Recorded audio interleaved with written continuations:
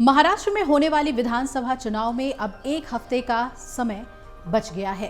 राजनीतिक पार्टियां अपनी अपनी दावेदारी प्रबल तौर से रख रही हैं और इस बीच महाराष्ट्र के चुनावी मैदान में उतरे एआईएमआईएम प्रमुख असदुद्दीन ओवैसी को चुनावी झटका लगता हुआ दिख रहा है, जहां पुलिस ने उन्हें नोटिस भेजकर चेतावनी दे दी है कि वो अपने भाषण के दौरान किसी भी भड़काऊ शब्द का इस्तेमाल ना करें।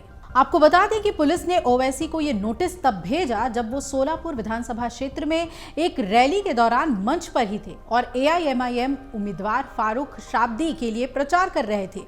असदुद्दीन ओवैसी को पुलिस ने नोटिस जारी कर निर्देश दिया है कि वो अपने भाषणों में किसी समुदाय की भावनाओं को ठेस ना पहुंचाएं और भड़काऊ शब्दों का इस्तेमाल ना करें।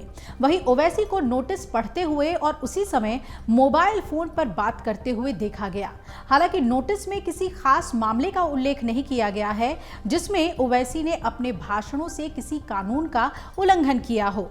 इसके बाद असदुद्दीन ओवैसी ने मंच पर अपने संबोधन के दौरान नोटिस के बारे में बोलते हुए कहा, मैंने नोटिस रिसीव कर लिया है, लेकिन मुझे ये समझ नहीं आया कि आचार संहिता के दौरान पुलिस कैसे नोटिस भेज सकती है।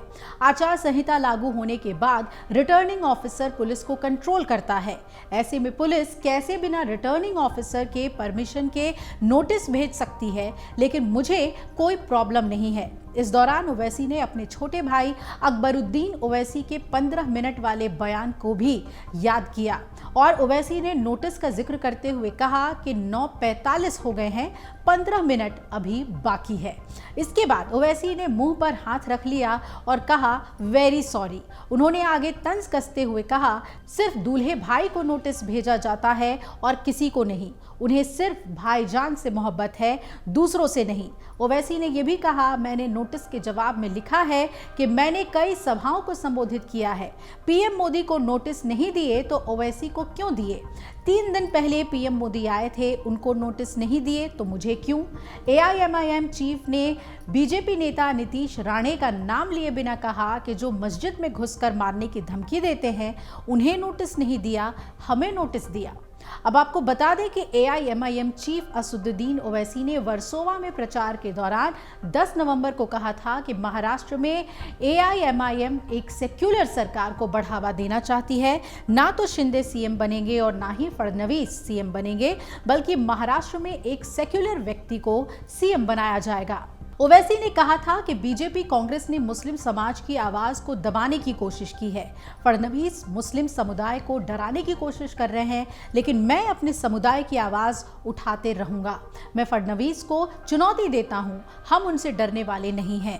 इसके 24 घंटे बाद ही फडणवीस ने पलटवार करते हुए कहा था कि ओवैसी महाराष्ट्र में औरंगजेब का महिमा मंडन कर रहे हैं। फडणवीस ने मुंबई में एक रैली के दौरान कहा, आजकल तो ओवैसी भी यहां आने लगा है।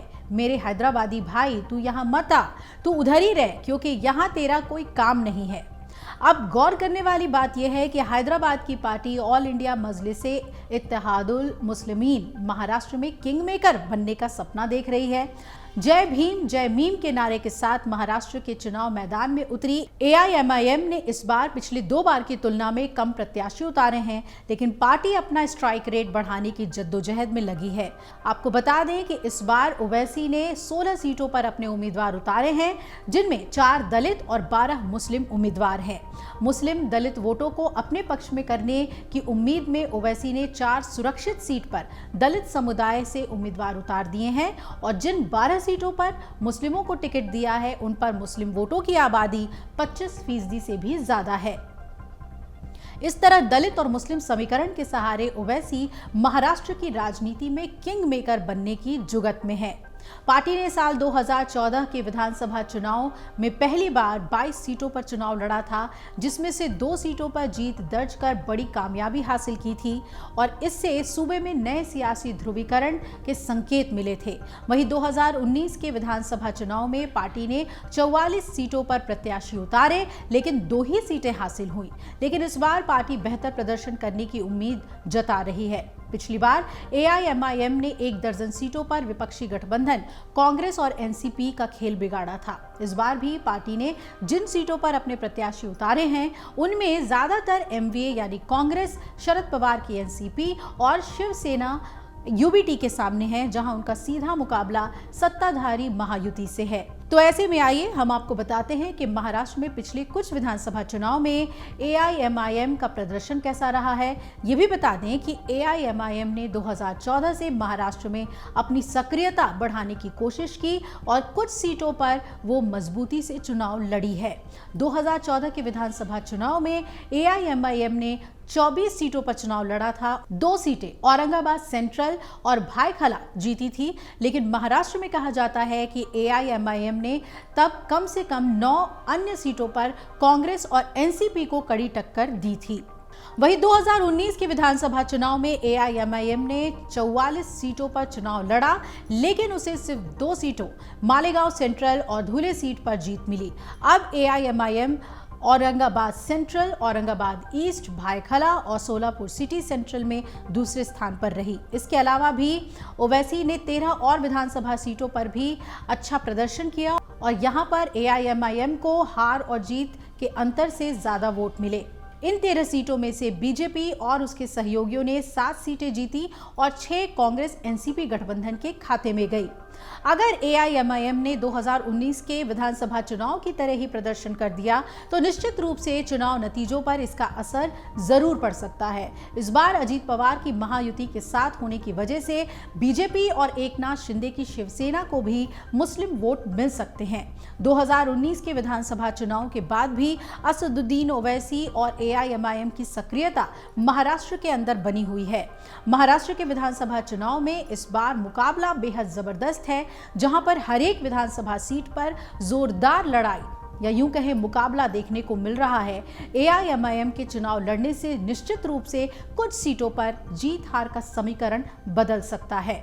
आपको बता दें कि मीडिया की एक रिपोर्ट के मुताबिक महाराष्ट्र में मुस्लिम आबादी करीब 1.3 करोड़ है, जो कि प्रदेश की कुल 11.24 करोड़ आबादी का 11.56% हिस्सा है। राज्य की 288 विधानसभा सीटों में से 38 विधानसभा सीटें ऐसी हैं जहां मुस्लिम करीब 20% हैं और इनमें 9 सीटें तो ऐसी हैं जहां मुस्लिम आबादी 40% से ज्यादा है। यदि मुंबई की बात करें तो यहां 10 सीटों पर 25% से ज्यादा आबादी मुस्लिमों की है। आपको ये भी बता दें कि महाराष्ट्र में 20 नवंबर 2024 को एक ही फेज में चुनाव होंगे और नतीजे 23 नवंबर को आएंगे। राज्य में पहली बार 6 बड़ी पार्टियों के बीच मुकाबला हो रहा है। 2019 यानी महाराष्ट्र के पिछले विधानसभा चुनाव में बीजेपी और शिवसेना ने साथ मिलकर चुनाव लड़ा था। सरकार बनने से पहले ही उद्धव ने पाला बदल दिया। 28 नवंबर 2019 को मुख्यमंत्री पद की शपथ लेकर उद्धव ठाकरे सीएम बने और उद्धव सरकार ने कई उतार चढ़ावों से गुजरते हुए 2.5 साल पूरे किए। मई 2022 में महाराष्ट्र सरकार में नगर विकास मंत्री और शिवसेना नेता एकनाथ शिंदे ने 39 विधायकों के साथ बगावत कर दी थी। राज्यपाल ने उद्धव ठाकरे को बहुमत सिद्ध करने के लिए कह दिया और 19 जून 2022 को उद्धव ठाकरे ने मुख्यमंत्री पद से इस्तीफा दे दिया।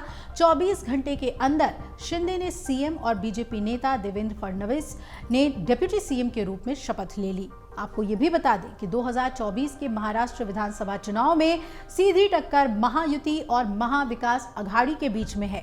महायुति में बीजेपी, मुख्यमंत्री एकनाथ शिंदे की शिवसेना और उप मुख्यमंत्री अजीत पवार की एनसीपी शामिल है।